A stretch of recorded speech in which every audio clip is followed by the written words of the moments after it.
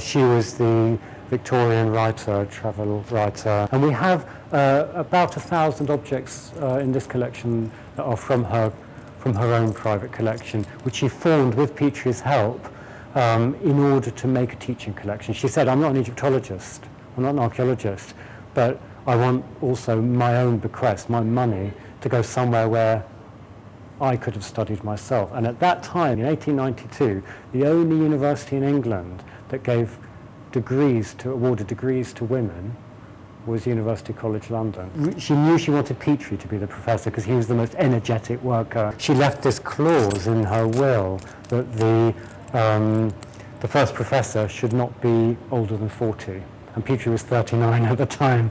And her teaching collection was very much the kind of material that someone of middle-class means could afford at that time. There's nothing very spectacular, except for one piece, which I'll get out now from the display. This is an item for the cult of the king. This is to make sure that the king will receive offerings through this statue and the order will be maintained for eternity. So each king had these, but this is a very unusual moment in art history. Normally, the concept of beautiful in ancient Egypt, the word nefer, is about the ideal body at the ideal limit. So nefer also means the limit. This is one of the sculptures of the late 12th dynasty when King Amenemhat III had a particular method of rendering the face where instead of the even smile, the face is shown with some of the marks of age.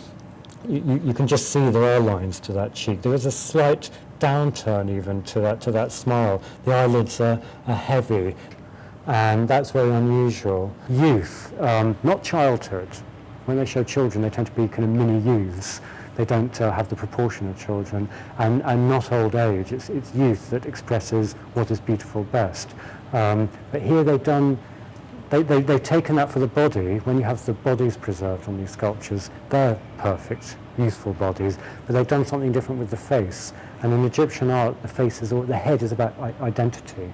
Like they say in the Book of the Dead, the secret, which is the formula that's inscribed on the gold mask of Tutankhamun. So here you've got the same idea of the head carrying the identity, the religious concept, but in a different way. It was always one of the highlights of her collection. There's a photograph of her desk at home before she died, when some of her collection was in her own house, and it's there. So she must have appreciated it. So none of this would be here without Amelia Edwards.